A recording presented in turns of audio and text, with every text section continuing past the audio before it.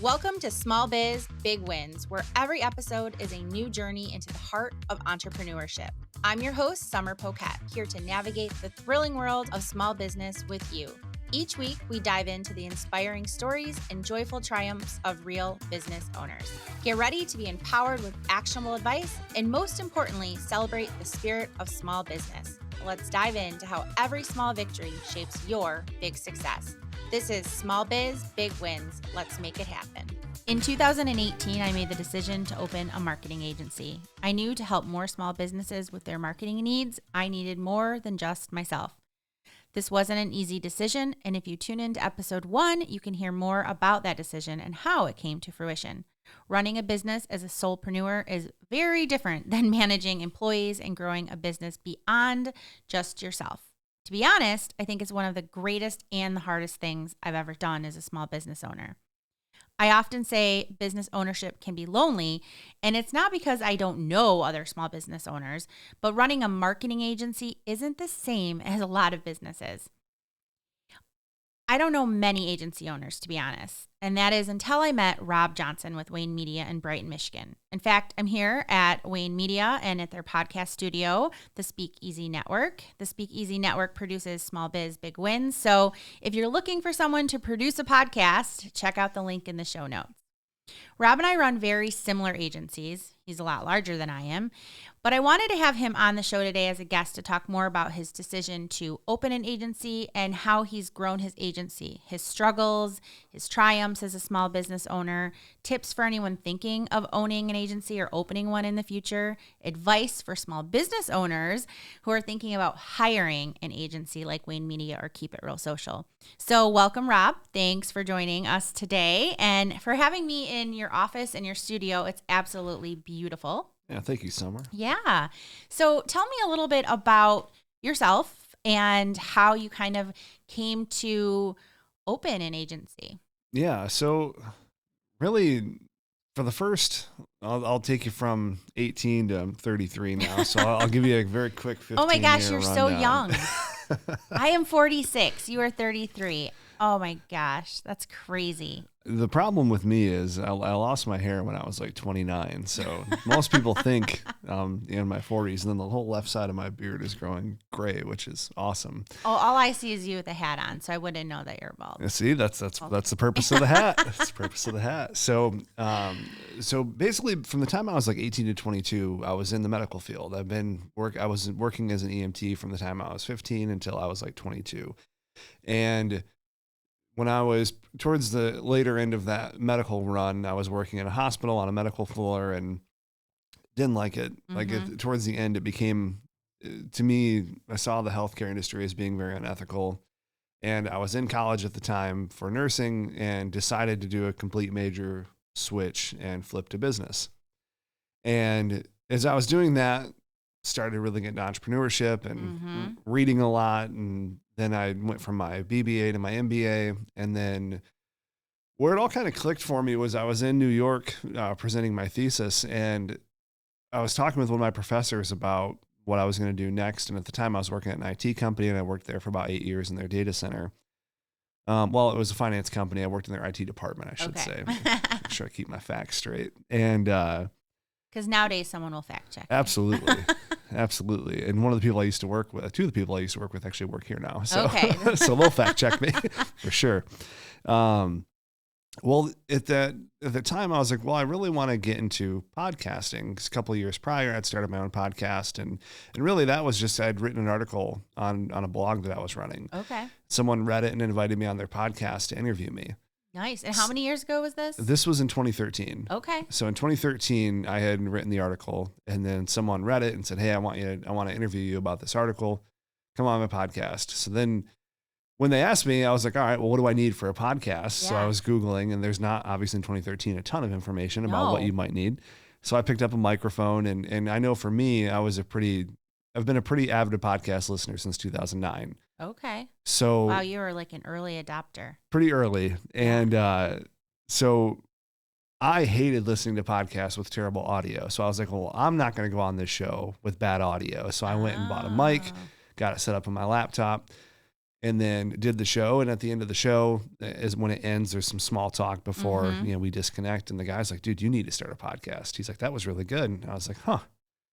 So then I started one. All right. And in that category, that was like, I think the number 3 podcast in that category. Wow. I think we ran like 46 episodes for that show.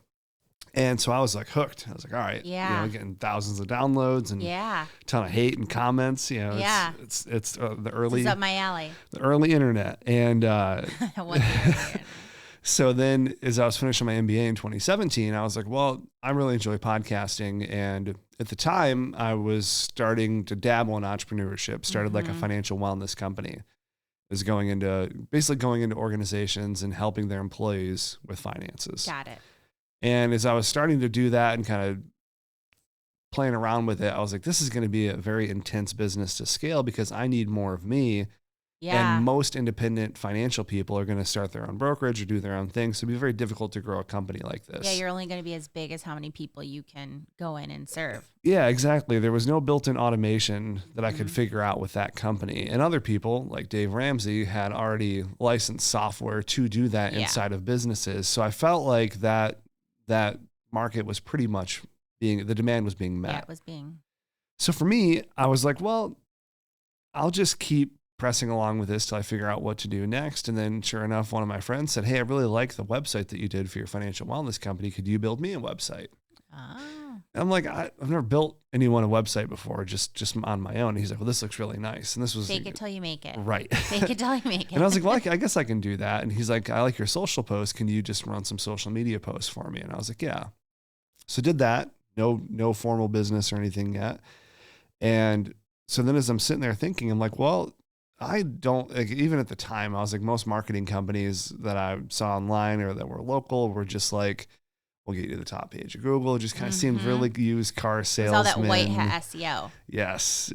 Very much like, some questionable tactics here and there.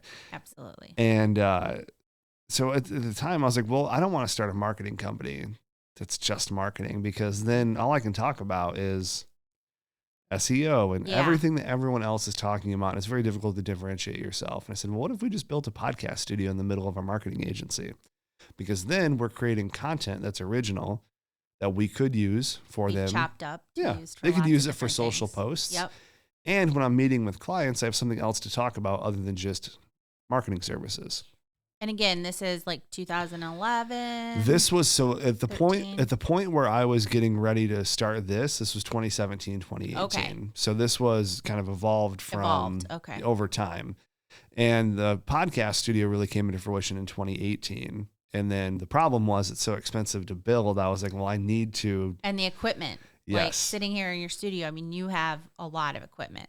Yeah. And being able to finance and fund all of that, I was like, well, I'll just build websites and social media until I can save enough money to open the studio. So from 2018 to 2020, I mainly operated out of my basement. Wow. And it was just you? So at the time it was me. I had a guy working for me doing sales, and that was how the Louisville thing came into play.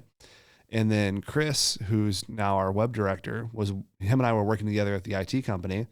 And he was helping me build websites as well. So I was teaching him how to build websites just for some support.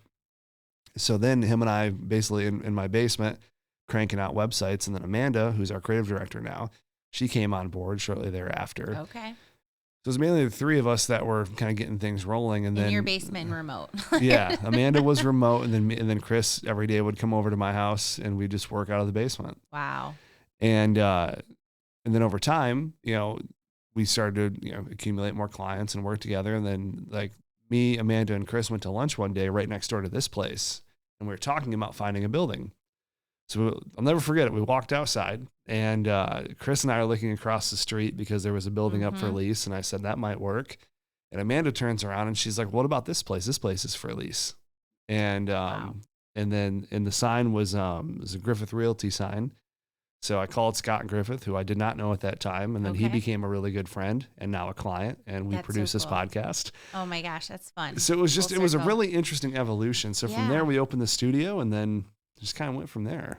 kind of Wow. took a lot of life of its So own. you definitely bootstrapped it. I mean, it was just you trying to figure out what kind of a business you taught yourself. I think a lot of us back in the early days had to teach ourselves because there weren't classes that No. necessarily couldn't go to college for digital media or web design, or maybe you could go for web design back then, but Web design for sure, but digital media, there's by the time something's pushed in a textbook, it's already obsolete. 100%, 100%. So it was really teaching yourself and in trial and error and having really great success, seeing what works, doing more of it. And so you really just slowly evolved. Yeah. And so now you're in downtown Brighton. You originally had something in Louisville, Yep. because of your sales. Yep. I had a friend of mine who was working with me on the sales end of the business, and he was out of Louisville. So it made sense for us just to kind of go between Michigan and Kentucky and kind of work the Midwest region there. So we decided to put a studio in Louisville because that's where he was out of. And then shortly thereafter, we put a studio here in Michigan. And then as time went on, we realized that we probably were not mature enough from a company perspective to be maintaining 2 locations. So Yeah. we moved everyone in Louisville to remote, still maintained probably 80% of our business down Okay. there, and then headquartered everything back in Brighton. And in a very young stage of your company, Yeah. like kind of infancy to have 2 locations, We had right? 4. You had 4. Sterling Heights and Ann Arbor as well. So that, I mean, most people don't have 4 locations in the infancy of a company. Yeah. So how did you handle that workload or just the distance between all of those locations and going back and forth? Not well. That was a big failure. And one of my biggest failures as a business owner was trying to expand much faster than the quickly. foundation was Mhm. there. Because in my mind, what was going to happen was we were going to spin up all of these locations and then we were going to franchise it. And it was just going to be a really nice franchise model. And then every place we put a franchise for Speakeasy, we'd put a marketing location as well to service the local area. So what came first, Wayne Media or the Speakeasy podcast? Wayne Media came first. Wayne Media came first. Yeah, because that was what I needed to accumulate capital for Speakeasy. The website. Got it. Yep, for Speakeasy. Okay. And then as time went on, we had a location in Sterling Heights, and that was something that was way too early. And then we had a location in Ann Arbor, which still exists. Oh. But one of our mutual friends who runs a tech company down there, Okay. we use it to mainly just service their business now. So that studio is theirs. Got it. So Brighton is the only physical Is like location your for actual Speakeasy. hub for everything. Yep. Okay. So when people want to record podcasts, they either are doing it remotely, which is what I do with Grant, but I'm just happened to be in the area today. And then, or they come here to the studio. So it's kind of like an option. Yeah. Yep. Okay. And where would you say most of your revenue comes from? The remote? Because I'm sure not everyone can come into the studio. Yeah, I'd say most of the revenue probably comes from in person. Oh, Interestingly really? enough. Yeah, because That is interesting. remote is something that's very difficult to scale if you don't have all the pieces in place. So like right now, we are trying to grow the remote side of the business, but I'm not in a hurry to do that because locally, we're fine. We have everything we need from a account perspective, from a production perspective. So we don't really need to do a whole lot of advertising on the remote side until we're ready to grow that Until you're out. ready to grow that. So, Yeah. well. That's another thing too. We do I am no remote. advertising. I am remote. Right. So, yeah. So you said the most challenging part of growing your agency, I don't know if this is the most challenging part of growing your agency, but one of the most challenging things is that you expanded too quickly. Yeah. What would you say besides that's not really a challenge. That was a mistake.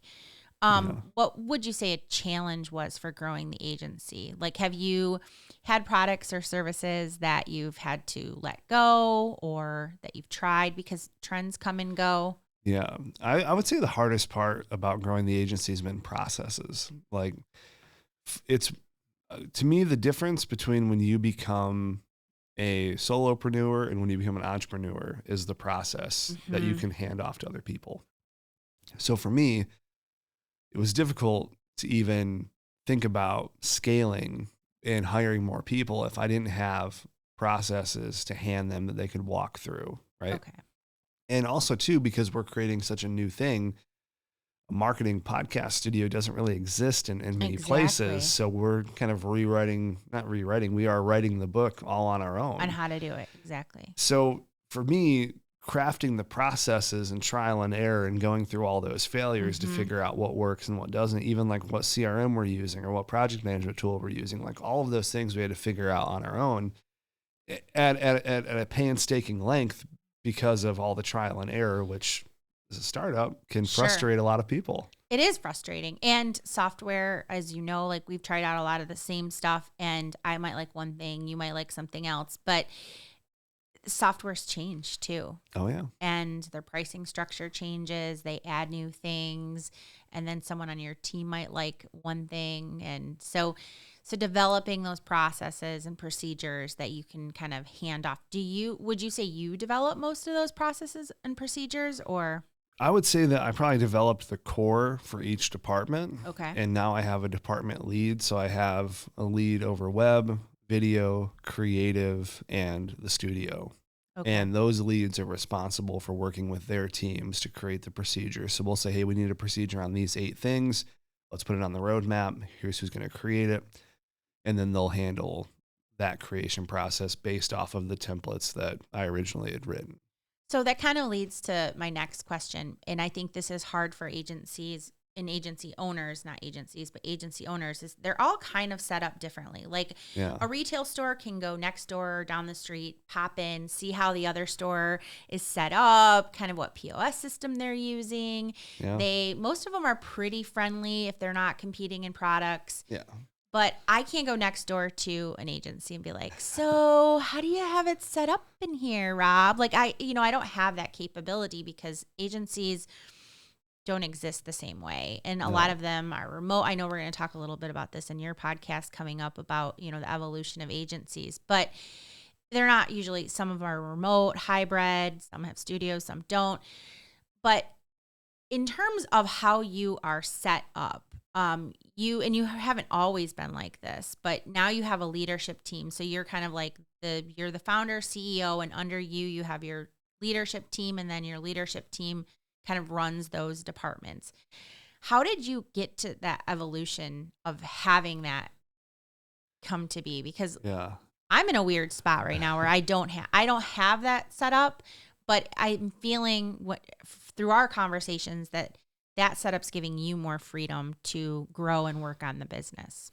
Yeah. The big turning point for me was, it's a very common phrase, like you need to work on the business, not in the business. And it's easy for people to say that. Yeah. Much more difficult to execute. Very. So for me, I was very fortunate in that a lot of the people that I hired initially were really good hires, and they've been with me for a long time. Everyone on my leadership team has been with me for over 3 years. That's awesome. And that's rare. Well, everyone but one person. And I just kind of found my way into a group of people that had more contacts and had friends that wanted to work in this industry. And through a really good referral network, we built a really good team. Yeah. Like even my engineers that run the speakeasy, no turnover. I've never had to fire and rehire an engineer. Wow. Had the same engineers since we started. That's unheard of. It's rare, but I have good people. I have really good people that they take accountability. We preach extreme ownership around here. That's what our whole business philosophy is built on. And the people that adopt that mindset typically turn out to be really good employees. Yeah. And even if they're not that technical or skilled, we'll train you. Yeah. As long as you have that core integrity and you have the ability to accept accountability, you're going to do pretty well. But the challenge for me was when you start a company and there's 6 people in it, you're really tight with all of those people. As you grow to 15 people, well, now I got to put a layer in between me and a person that I've known. Yeah, you can't meet with all 15 of them. Impossible. Yeah. It's impossible. I think they say you shouldn't have more than 5 people at a time reporting to you. That's correct. Otherwise you just can't take it. Yeah, it's insane. So if you have 15 people, it's difficult on 2 folds. One, it's difficult to tell them, hey, I'm no longer your manager. This person is now taking that position.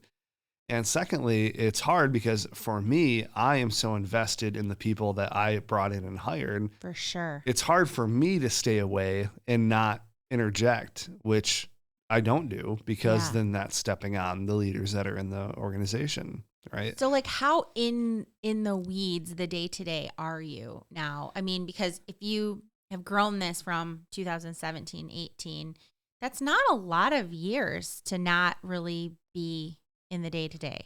Yeah, I'd say I'm pretty involved in the day to day. Like I'm here Okay. pretty much every day. Got it. I'm not working on mainly what my day to day responsibilities are is I handle a lot of our advertising oversight. Okay. So I'll influence a lot of what we do from an ad perspective. And then I still handle all of our sales. So you handle sales, but you're not managing client accounts. That's where you hand that off to the departments and leadership. Nope. I mainly just consult with the project leads and help Got it. them Okay. make sure that things are in a good place. So if someone has a problem or if we're onboarding, like right now, we're onboarding like 4 major accounts and it's difficult for Yeah. the team to do that alone. So I'll step in and help with the onboarding process. Got it. In that, I'm training them on how to do it so they can do it without me. That way, if something happens to me, because that's the whole model. Like how I put this into position so fast is I just imagine myself getting hit by a bus. What are my people going to do? Yeah. What are they going to do for work? Are they going to be Exactly. out of a job? Like you need to I have certainly them. hope not. Yeah. So that's why I'm trying to train someone to take my position so quickly and proceduralize that. So that way they can do the same thing down the road. So that way this business can outlive me. That way they all still have jobs. So that's been my biggest motivation to do this so quickly is that I want to make sure that everyone that's here is well taken care of. If God forbid something does happen to me. Sure. Yeah, you want to keep it going. So how long would you say since like the inception in 2018, 17 that you actually were able to step out of the client management and into more of the sales and the role you're in now?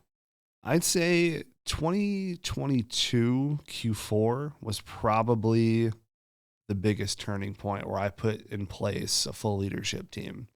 So about 18 months it's been. Was it hard for you to let go of some of that control? No. It wasn't? No, one of the main philosophies that we have here is, I don't know if you ever read Jocko Willink's Extreme Ownership, but one of the principles in that book is decentralized command. So for me, it's very easy for me to empower people and let them run on their own because I don't need control. I'm already the owner. I already have the final say if something goes wrong. So I already know that that's already built into what we have here.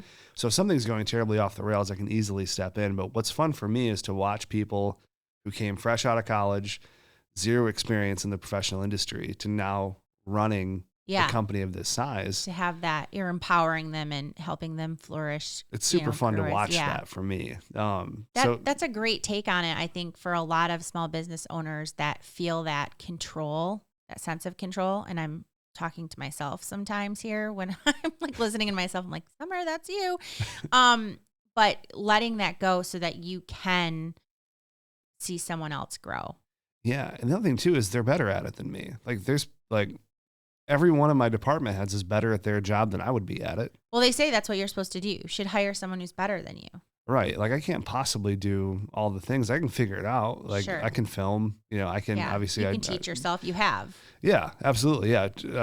Teaching myself how to, be a filmmaker was definitely one of the hardest things I ever had to do. And that was a crash course and that took years and it's always going to be a learning thing. Right. Sure. But yeah, that's the whole point is everyone that is on my team that's in a leadership spot, I respect their opinion in their field. So if they have something, I'm definitely going to listen because in my mind, they're the subject matter expert in that area.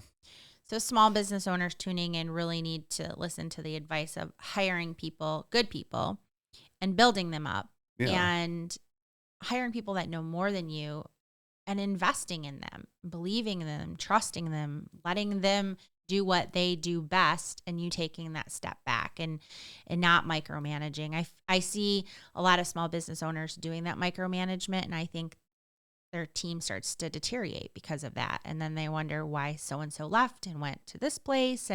But you have such a good retention rate.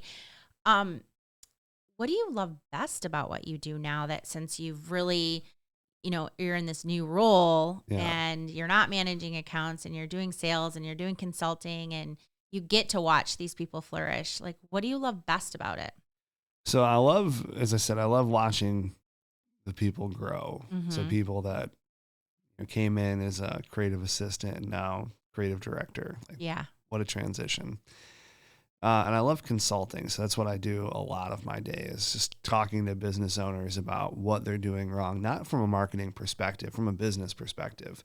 So one of the nice things about us as an agency is I tell everyone we're consultants first and marketers second. Okay. And it can't be flipped, because for me, if you have systemic issues within your company, marketing's not going to work. No. So I need to be able to go in there and see what's happening on the inside in order for what I'm doing on the outside from a marketing perspective to be effective.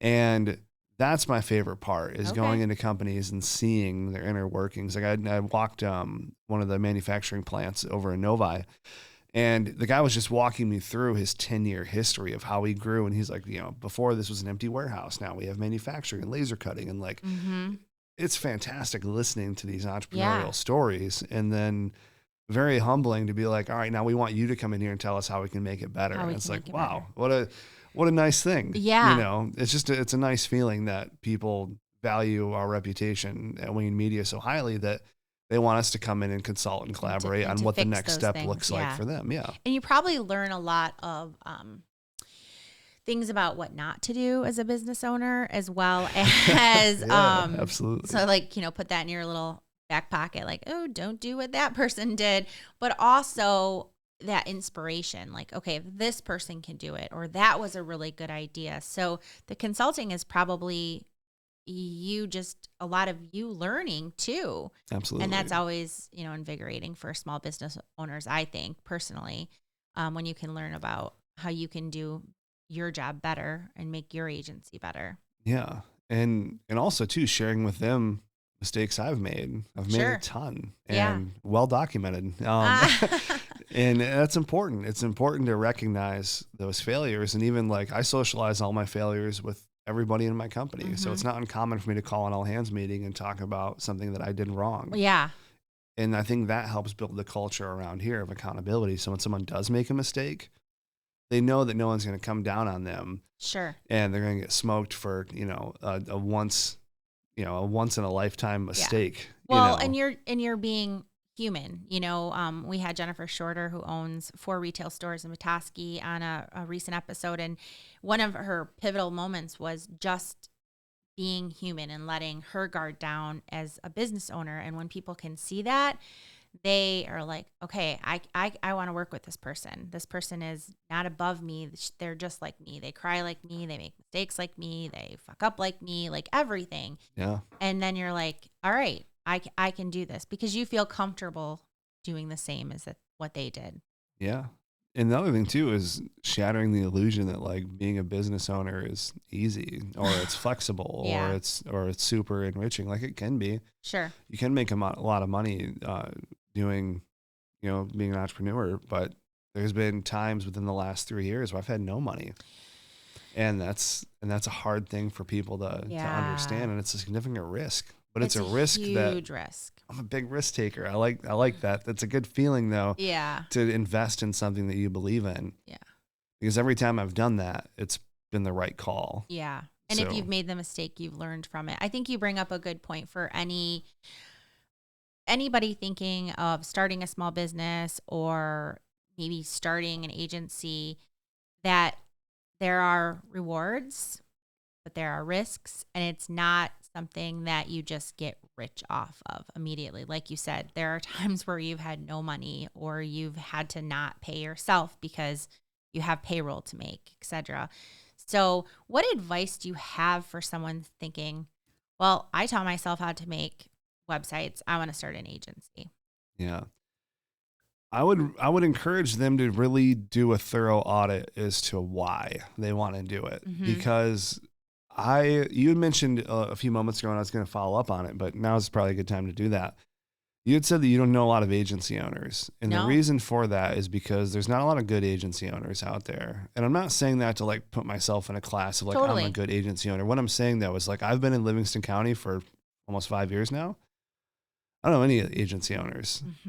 As a matter of fact, an agency owner in Howell just reached out to me 2 days ago Oh, really? to meet up, which was the first time I think that's ever happened. Oh. But most people, from what I've heard through the rumor mill in the county, don't like what we're doing here. Really? From a marketing perspective. Oh, that's interesting. And I think it's because we're offering people a very different model of service than what has historically been offered. Yeah. And for me, I can't service everybody in the county. There's 1,000 businesses associated with the Brighton, a literal 1,000 businesses associated with the Chamber of Commerce in Brighton. I can't handle 1,000. No. That tells me there's a need for other marketing agencies here in the county. And I welcome that because I would rather people get good marketing services from somewhere else than to get bad, discounted, cheap marketing services. Yep. And that's what I see a lot of it is. And a lot of it's based on whether it's ego or pride or just like, oh, I know it all. Like I can never be corrected. So if you're going to go into an agency, come at it from a perspective of wanting to serve people and wanting to help build their business. Because that's how we look at it is if we're partnering with someone, the mission is to help that business grow because if they grow, we grow. Yep. And if the perspective is, oh, this is going to be a huge retainer, it's a ton of money, who cares really if they're successful or not? It's not going to end well for you. No. It might work short term for some time, but one of the reasons the agencies are the shortest lived company in the States is that reason right there. Short term thinking. Yeah. Very fast turnover. It's volume based. Yep. You don't hold on to clients for years. You hold on to them for weeks or months, and that's it. Yeah. And I think that's why I say our agencies are very similar. Our mission is very similar. Our job is to help as many small business owners as we can with good marketing, but we can't help them all. And so it might seem weird to people for me to have another agency owner on my podcast and to say, hey, check out Wayne Media or check out the Speakeasy podcast. But I'm not going to be a good fit for every client. And you're not going to be a good fit for every client. And I need to be able to refer people when I can't serve them, or we might not have the same services. I don't have a podcasting service. So if someone wants a podcast, I'm going to say, go see Rob Johnson, not Summer Poquette. And I think that's okay. But I think that my experience with agencies are they're super competitive and they want to steal clients from each other. They're not, like you said, in it for the long haul. And for me, if I can keep a client on for the entire duration of my agency, then I've done a great job. And we have such long legacy clients. We don't lose clients very often because we literally become an extension of their team. Like we are invited to their Christmas parties. We are considered an employee. I mean, literally an employee. And I think that that's a testament to the work we do. But I think you're right on that a lot of people, when they think of agencies, think of more short term. Like they're going to come in, they're going to fix this, or they're going to solve this, and then kind of project based. But my model's retainer, and I think yours is pretty similar, though we both do projects as well. Yeah, absolutely. Yeah. That's interesting. It's good advice for small business owners thinking, hey, I'm going to start an agency. Because I don't know about you, but I hear a lot of people who manage social media accounts wanting to start their own business because it seems really easy. Oh, yeah. Like, I have a TikTok account. I'm on Instagram and I make reels. I'm really good at this. So I'm going to start this for other people. And it's not as easy as people think. It's not. And the other thing too is there's a certain number, and the number varies for everybody, but at what point does your creativity cap out for people? Yeah. Because if you're a solopreneur and you're trying to run 10 social accounts, it's 10 strategies. Yep. It's 10 roadmaps. And you have to not mix strategy for company A with strategy for company B. And that was at the point where I was like, the reason why we hired so fast was because I needed somebody else to come in creatively to challenge me and check me on what I was doing. And that's what happened. Yep. And then that person just so happened to go on to run our entire creative department, which is awesome. Just what I wanted. Yeah. So that's important though, because if you don't diversify your creativity throughout clients, you can't scale and grow. And it's not easy. Like anyone that says, I can manage social media, I can make social media posts. Yeah, you can make social media posts and largely they're not going to be effective for some time because it's very much a secondary strategy. Yeah. Like you're not going to post on social media and then clients are going to start pouring in. That's not how it works. No. It's a secondary strategy from a credibility, from a reputation, from Yep. awareness, brand recognition. That's why people post on social media. 100%. If you want clients, you advertise. Yep. You go after people, target them, get Yep. them into a conversion funnel on your website, make sure all of that's properly branded. But social media is not it. Yeah, I just talked about that on the episode that launched today, the solo cast, about how you can't blame social media for not working for your business. It's not social media. You need to think social media marketing, and you need to think strategy, and you need to think all these other things. But it's not, I started a Facebook account and the clients are going to pour in. Yeah. And that just does not happen. Yeah. And the more time goes on, the more saturated those markets are going to be. There's a lot of noise. And the more difficult it's going to be to stand out. And that's what we've seen in podcasting. It's in every media platform. Yeah. So let's take a quick ad break. And then we'll be right back because I have a lot more questions. Fantastic. A quick shout out to our sponsor, Keep It Real Social, an award-winning marketing agency. They're not just marketers, but storytellers, making your business shine. Thanks to Keep It Real Social for empowering us and our listeners in the digital world. For your digital marketing solutions, check out keepitrealsocial.com. Back to Small Biz Big Wins for more insights and inspiration. All right, so we're back with Rob Johnson from Wayne Media and the Speakeasy Podcast, and he's here today talking to us about his journey as a agency owner and evolution of a small business owner. I kind of want to switch gears a little bit, Rob, and talk about what advice you have for small business owners who want to hire a marketing agency. Because a lot of people, you probably have the contact forms and people are calling and emailing and Facebook messaging you, and they want to see if you are a good fit for them or how you can help them. But they're not quite sure what it's like to work with an agency. Yeah. Man, that's a big question. That is a big question. We could just have a whole show about this. I did a show on a podcast I used to do called Wayncast, and it was 20 questions you should ask your marketing company. And it was basically like, here's a script of all the things that you should, when you're interviewing your agencies, here's what you should be asking them. Okay. And for me, it's important for a business owner to know what their goals are, what they expect out of that agency, and make sure that communication is really clear up front. The second thing is, did you do your research on the agency? Have you looked at their reputation? Are they personal or are they outsourced? Do they do things fractionally or do they do things in-house? And all of that's important because you might have a company and you don't care if your marketing company does things outsourced. That might be fine for you. Or you might want, like as a lot of our clients do, they want to be able to come in and sit down and talk to us. Yep. And if someone's shooting a video for them, they want to talk to the person that's shooting the video. They want that face-to-face, right? The relationship. Exactly. And that, in a lot of cases, makes sense. So for business owners, the main thing that you need to look at is this someone that you can grow with? Is this someone that 3 months into the relationship, you're going to cap out their capabilities, or do they have room to expand with you? And the only way you're going to know that is by sitting down and talking with them and being able to measure, are they being truthful? Do they back up the things that they say? Yeah. We've probably only had in our whole history, maybe 5 clients ask for references before, but it's really fun when they do. Yeah. Because when they do, they'll call me back and be like, I just talked to that guy for 45 minutes. This happened recently. We signed a remodeling company and he's like, I want to talk to, 3 of your clients. Yeah. So I went to our operations director and I said, I want you to pick 3 clients at random because I don't want to pick them.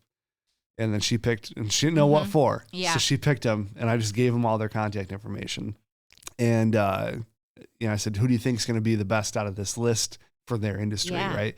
So she picked those 3, forwarded it over to him, and he literally called me back. He's like, I just talked to that guy for like almost an hour. So do you think that, I feel when people ask for references, if they've done their research on us, they shouldn't have to ask for references because we have an abundance of Google reviews and you can see who we've worked with. You can call them yourself, whatever. But I feel like when people ask, it's because they've been burned by bad agencies. Absolutely. And I think in these cases, I know specifically for us, It's they want to know, like, how consultative are they actually? Because that's a big question, is do they actually sit down and talk about roadmap and strategy, Sure. or Will is they it just spend all time with smoke? me? Right. Yeah. Right. And then one of the guys was like, and this is one of my Louisville clients. And it was a Michigan guy that called him, and he's like, one day he's like, my operations director just up and quit. And he's like, Rob was in the car the next day and came down here and helped me sorted everything out and was sitting Wow. with me. And like, and that was a great testimony. Yeah. And it's probably not something I have the bandwidth to do today. That was a very early on story, Yeah. but it just kind of showed that, like, whatever we need to do, we're going to get it done. 100%. You know, Yeah. and that's, and you're right. I think that's why most people don't ask reputable agencies for references, because you can see it online. You can see it in the results, but I also understand why I just wanted to talk to someone face to face, just as a, as another validation. Right. Absolutely. So, making sure that you check them out, you do your research. And how does a small business owner know if an agency is the right fit for them? What I look at is how much time do you want someone to spend on something. So for us, like, we tell people, and people sometimes cross that boundary of, like, you have to remind them, hey, we are fractional for you. We're not full-time. If you want a full-time marketing person, hire someone in-house. And sometimes that's the best move for someone, because they need someone to not only do marketing, but also do some admin stuff and do some cleanup work. We don't do that. Yeah. So we're not, You have a scope of work. yeah, we're not your runner. So if this is what we're doing, then this is what we're doing. And if you want us to do more than that, then let's talk about it. Sure. So you have to really understand, like, what are those guidelines? What are the boundaries? What are the things that you want that company to do? And if it's something that's more like, oh, hey, I need this person to run my social media and also stock the fridge in the break room, like, it's not me. Not for you. Yeah. How often do you recommend to small business owners that, like, you might sit down, you might meet with them, and everything they're saying is kind of signaling they need somebody on staff? A lot of small agencies probably would try to take that client on because they want the money. Right. But when or have you found yourself saying, I don't think we're a good fit? It's interesting because it depends on how big the company is, right? Because if the company is big enough where they can make a hire at will based on my recommendation, odds are they're probably in a good position to hire someone to manage marketing, and then hire us to work with that person. Got it. So now that's another layer that's being stripped away from the owner. That way they can focus more on the business. So it really just depends on where they're at. If they're at a place where they only have enough budget for either an in-house person or a marketing company, and they need a lot of admin work done, then we have made that recommendation. Just hire the admin person, let them run socials, and call us back when you're ready to rock, Yeah. But recently we had a client, one of our bigger clients, they were having a big comms issue with us. They couldn't get communication in time. Things were getting delayed. Shoots were getting delayed. And we're really tight with them. So we were like, you really need to have a marketing manager. And Things that marketing are manager, because of their end not communicating back. Yep. Okay. Yeah. So they were just getting so busy because they're overwhelmed with new business, which is a great problem to have. But now they're in the org dev stage. Like, how do we get this business straightened out, which is what we specialize in. So you really need to hire a marketing manager. Have that person just be a liaison between us and them, and then they'll report back to you on where we're at. So there are no bottlenecks. Yep. Yeah. And they did that. And literally within 3 months, like, everyone on our team was like, communication is 1,000 times better. Yeah. Like, and they're happier and they're seeing more results because now they have a lot more efficiency on their end with creative. So it just depends. You need to be honest with people. For me, it's never about money. We have very high standards. And what I tell people when they come into us is, I'm interviewing you as a client just as much as you're interviewing me as an agency. Well, that's a great point, because there are certain clients that have come to us, and I just know when we sit down or I call or we have a Zoom or whatever it is, we just aren't jiving. Yeah. Like, I can feel it. I don't know if it's an intuition thing. But then as it comes out, I know that they're not for us. And every time I've not trusted my gut, and I've worked with a client that just because I'm like, you know what, that would increase our revenue that month, I will take the client. It never ends well. Or you're like, I can fix them. Well, yes, because I want to fix them. And I really do. I might like the people, whatever, but they're just not a good fit for us. And that's a good point. Again, that not every agency is going to be a good fit for every small business. Yeah, we got burned a lot. And I remember we had one time when I was transitioning out of like my daily operations role. We had problems left and right. Yeah. Communications issues, clients being super rude. So literally I got in super early, wrote all of our clients on a whiteboard, handed out markers to our project leads, said red, yellow, or green. Green, they're staying. Yellow, we're having a meeting with them in person to straighten things out. And red, I'm calling them today and firing them. So mark it up. So we went through and marked up all of our clients, and the ones that were communications issues that were unsalvageable from our perspective, we cut. The yellow ones we straightened out, and the green ones obviously stayed where they were. And that was a really nice culture thing too, because then everyone knew that like, I am not so revenue centric. I really want their happy. Like we put on the website, it's one of our core values is employee first. Yeah. And I mean that because if my employees aren't well taken care of, they're not going to be in any type of position to service clients well.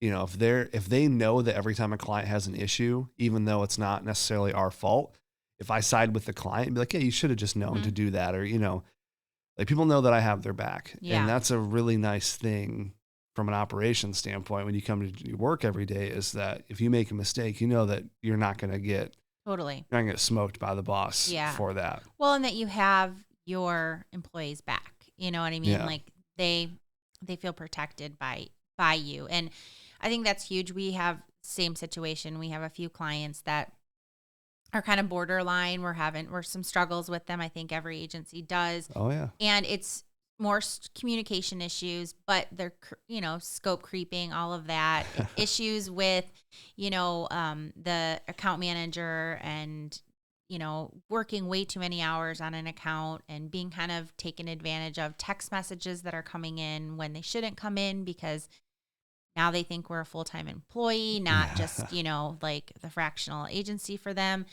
And so it's hard to decide, okay, because as an owner, you're thinking that's how much revenue lost. Yeah. But I don't want my employee happy because if she leaves, there's he leaves, there's all of those accounts that who's going to take? And how quickly can I really hire to get someone in? And most likely it's going to fall on my lap. Yeah. And so I would much rather keep my employee happy and lose a client. And see, when I started out, I had the same exact thing where I was like, well, if I fire this client, I'm going to lose $2,000 a month or whatever it is. What changed for me was I really sat down. I had a problem client and it really just changed my entire perspective on everything. I sat down and I said, how much extra time am I personally dedicating to this account because it's such a train wreck? Yeah. And it was like, is it 20 hours over a month-long period, 5 hours a week? And I was like, well, what am I worth on an hourly basis? Just my own time. And I was like, let's say it's $100 an hour. That's $2,000 right there. And if I'm not so consumed and stressed out and frustrated over what this client's doing, I can go out there and sell more to better clients. Yeah.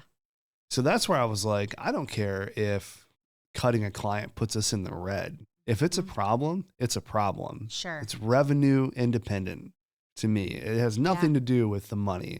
Everything to do with, are you respecting my team or not? And the boundaries. Yeah. Yep. So if that's going to be a problem, the money is going to come from somewhere. We're going to figure it out. We always have. And if we're so focused on money, then we're not in the right business anyway. Yeah. You know, we shouldn't be anyone's agency of record. So how, as an agency owner, then because obviously revenue is important, right? Of course. Like you're not focusing every account on revenue, but how do you balance that then as a business owner to like not be in the red? Yeah, I think I have really good financial systems in place that trigger certain things, right? So if revenue falls below a certain margin, that triggers us to go into like almost like you're not spending as much mode. You're tightening frugalities, right? You're a little frugal when it goes to this level. Right. So if we have if our revenue margin, not the dollar amount, but if the margin falls below a certain percentage, that's a trigger that something needs to change in our system. But that has no weight on whether or not we keep clients. So for me, like there was always a certain point when we started where we'll take anybody. We'll sign anyone. And I think all small business owners do that. Like, it's just, you've got to start somewhere. It's I think feast or famine. If it's your first business and you're not coming from a place of, I've done this before, I think that's always going to be a small part of it. Yeah. As time goes on and you have revenue in place where that doesn't need to be the case, I think that's the overall goal, is getting your business to a position where, all right, well, now we're stable. Yep. And you can be choosy and you can say no, or you can fire a little more freely. And the other side of it too is, I remember I had a really, really heated conversation with a former employee, because I was going to fire one of our biggest clients and he was against it. And, I remember, I'll never forget this. I was standing in my kitchen on the phone and I was like, not screaming, but I was like getting real frustrated. And he said, well, if we lose this client, he's like, there's a good chance that the agency is going to go under. And I said, well, listen, I would rather be broke with integrity than rich with desperation. And like that phrase, I don't know where it came from. I don't know. That is a great soundbite. Okay. Well, and that's where it came from. Like, I would rather lose everything and maintain my integrity than try and enrich myself off of these people mistreating my employees. Yeah. And that was just like, that's just what we're going to do. And we're going to trust God that it's going to work out. And that's how we're going to operate, because that's how the whole agency has operated from the beginning. It's been a lot of faith, a lot of trust. And if from a Christian world perspective, if I am not trusting that things are going to work out, and that shows I have very little faith in what we're doing here. Yeah. And that just never sat right with me to be like, oh, well, we're going to lose this client. We're going to go in the red, and fine. Yeah. We'll figure it out. We'll figure it out. Exactly. I'll work more. Yep. I'll sign more clients. Yep. I mean, recently, I'm going to have integrity. Yeah. Recently we had an issue where like we were having some ops issues, just some procedural things, real small things. And they were like, well, I don't want you to have to work more. And I was like, listen, I'm at like maybe like 45, 50 hours a week right now, which is relatively light. In the heyday, I was at like 70 to 80 hours a week. So I was like, I'm not there yet. So I'm okay. I can work a little more to get this figured out for us. It's not a big deal. So that's how I've always looked at it, is like, I'll outwork whatever problem we have. Absolutely. Yeah. And I think there's two key lessons here. One, if you are someone looking to hire an agency, you have to realize that there are limits to your contract. There's a scope of work, and that you can be fired just like you could fire an agency. I think there are some businesses that feel as though the work we're doing, or we're doing, they're doing us a favor. Yeah. And, I've come across people like that in the business, that I'm in, where they think, well, I'm paying you this. You should answer the texts. You should answer the phone calls. You should hop when I say hop. Yeah. And so a good lesson is, hey, you can be fired the same as you can fire agency. And then for, agencies, someone who wants to open an agency, to remember that you need to have your morals and your integrity and your baseline, and decide what your comfort level is when you're working with people. Yeah. Because what Rob Johnson's comfortable with, Summer Poquette might not be comfortable with. And that's okay. You kind of have to decide that for yourself. Yeah.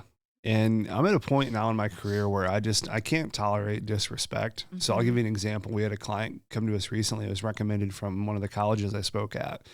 And he called me and he was trashing the other agency he was working for on the phone. And he was getting real animated about it. And I said, listen, if you think you're going to come into my agency and talk to me like that, I said, you need to find another company. I said, I don't care who recommended you to me. Yeah.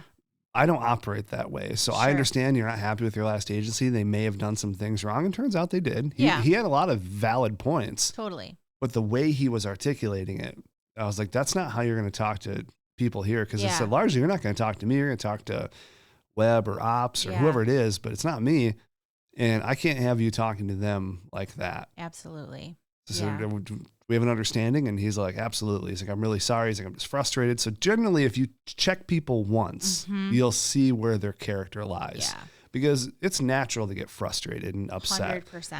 But if you check someone and they come down to, okay, I'm sorry, it's a little heated, Yeah. but if they're just going to keep on that and they're not going to take ownership or apologize, it's a really good signal they're not a good client. Yeah, they're not a good client. And so, as much as the client is interviewing you, you are interviewing that client. Yeah. So, how do you manage scope creep?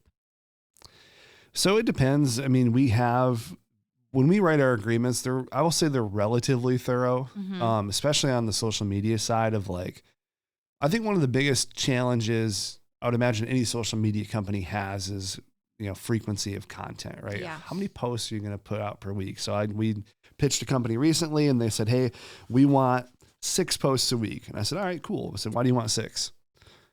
And they're like, we just want to be out there. I'm like, you have 200 followers. Like, do you think 6 is good? And they're like, I'm not really sure. I said, well, would you rather have 3 excellent posts that do well, or would you rather have 6 mediocre posts that just clog up people's feeds? Well, like I said, I'd rather have 3. Cool. So here's how we're going to write it. We're going to write 2 to 3 posts per week minimum. And then at my discretion, if I decide it needs to go up in frequency because you have more followers or more good content, then we're going to push more content. That way we at least have a minimum. Sure. And the only way we're going to increase it is if my team says we're going to increase it. The analytics are saying. And that's helpful because typically we used to just write social media management and they'd be like, well, what does that mean? That's very broad, very general. So usually we try and have those barriers in place. And then if someone does ask for something extra, we just tell them, hey, here's our hourly, which I hate charging hourly. Yeah, it's one of my least favorite things ever. Me too. But sometimes you have to do it to accommodate scope creep. Yep. And so when we do that, we all have set hourly rates that are in place. So if we are going to handle an extra video edit or an extra something, and it's going to be a long-term project, we'll quote it out as here's going to be the total price. If it's a short-term project, we'll quote it out from an hourly perspective. Sure. But mainly it's good communication and good contracts. Yeah. That's how. Being more detailed. And I'm sure as a business owner like myself, you've learned over the years to be more detailed. I'm sure your contracts, we're about to review them next week. Your proposals, everything, they're constantly fluctuating because you're learning, okay, I didn't put that in that contract or in that proposal and that I got screwed. I lost money writing it that way. Absolutely. And that's an interesting thing too. And we'll get into this probably when you and I talk on my show, but I don't send proposals. Like I don't formalize proposals. And I remember very vividly, we had one pretty big company that was like, we want you to submit a formal proposal. Here's the template. Here's the layout. And I called the owner and I said, listen, I can't do that. And he's like, why not? I said, I don't do it for anybody else. And I said, I can't do it for you guys. I said, here's the format I'm willing to submit it in. And if you're cool with that, I'd love to work with you. And if not, I completely understand. I know you guys have a process. Oh, that's such an interesting conversation. And he's like, well, just submit it how you normally would, and then we'll review it, and we'll figure it out. And then they ended up picking us. Wow. But I have a set process for how I do things, and I don't want to change it for certain people, right? Now, there's times when we're scoping like a huge website or something. Yeah. I need to put a lot of details into it because we need to make sure that we don't have scope creep on the back end of like more pages or whatever. Yeah. So that's normal, but I typically don't conform to other people's business asks just to get a job, because then it's not easy to replicate across the company if I'm not there. Yeah. Because then how's my ops person going to do it the same way I did, or how's my creative director going to do it the same way? They're not going to be able to. So if it's not scalable, typically we don't do it. Like when someone comes with an RFP. Yeah. How do you handle that? So if they come in and say like, hey, we need X, Y, and Z, I'll write an email, and on my website is pricing to all of our services. So it's right there. So typically I respond and say, this line item includes this. Here's the rundown and number. You can see a link to that here. And then I just go line by line and flip it back to them. That way they're just constantly referencing the website. And that's been a really nice tool, because then the website is a single source of truth, not me. Yeah. Which is why I don't negotiate on prices, because it's right there on the website. I can't negotiate against myself. Here's the website number right there. I can't do anything about it. You can't do anything about it. So time is running out, but I want to have one, because we're going to talk. Okay, because you brought up pricing, I have to go here really quickly. So you have your pricing on your website. I don't have my pricing on my website. There's some, different philosophies on having pricing, not having pricing on your website. Yeah. Do you find that it helps you by having pricing on your website? Do you feel like other agencies copy your pricing model? Are you not worried about that? Because I feel like anybody who is thinking of starting an agency, it's one of the biggest questions. Yeah. What do I charge? What do Yep. other people charge?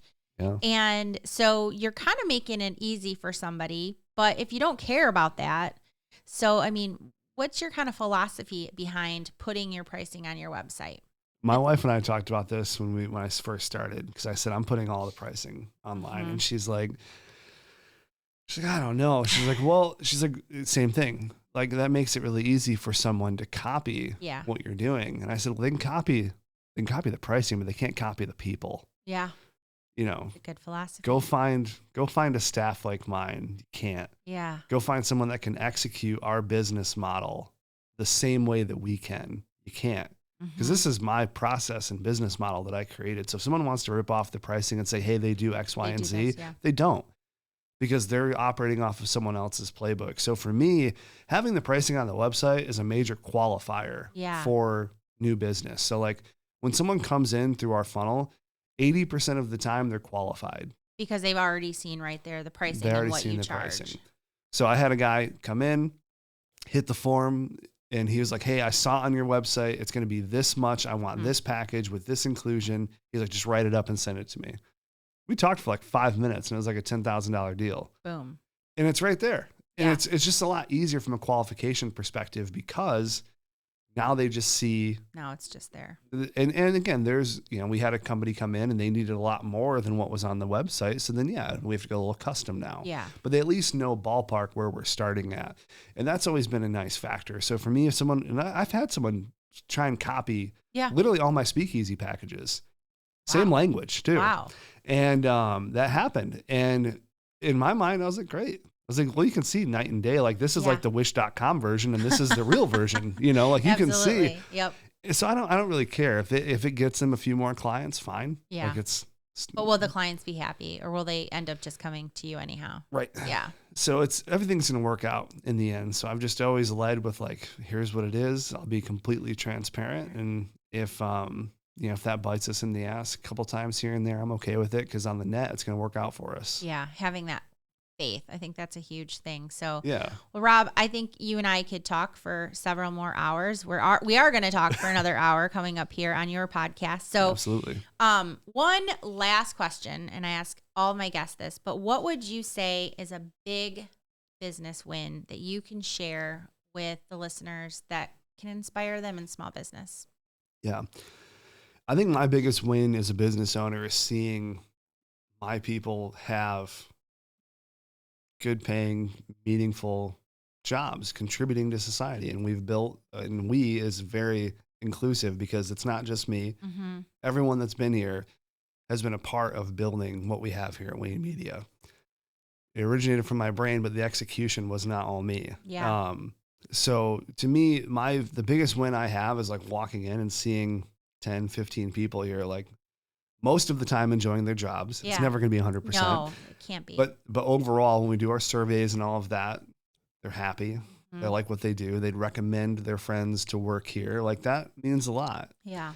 So to me, that's the biggest win. Is it's not from a monetary perspective. I think most people that are capable can go out there and earn money and figure it out. So money has never been a factor. It's always been, are we building something unique and cool? And I think we've done that, and we're going to keep doing that. So that's always been, in my mind, my biggest win. That's awesome. And something you can lay your head down on the pillow at night and really be proud of too. Yeah, I feel good. Like, it doesn't keep me up at night with how I'm running my business. Yeah, no, that's awesome. And for anyone listening, I think that's a good thing to aspire to, is that you're building something, you're going into business, not working for someone else. Ask yourself, why are you doing it? And if you're doing it so that you can contribute and, do these great things, then you're probably doing it for the right reasons versus I'm just going to make $1 million, because it's not going to be that easy. It's not going to come that easy to you. So never. Yeah. Well, Rob, thank you for having me at the Speakeasy Network and being a guest on Small Biz Big Wins, and having your team help me really take the podcast to the next level and be professional. And your producer and everybody here is just so great to work with. So definitely make sure that if you're listening today, you check out the Speakeasy Network. We'll put the link in the show notes. And if you're tuning in, thank you so much. I have 3 requests of you. Number one, take a moment to follow and subscribe. So number two, please leave a comment if you have a moment, and share on social media. Number three. So until next week, thanks for tuning in.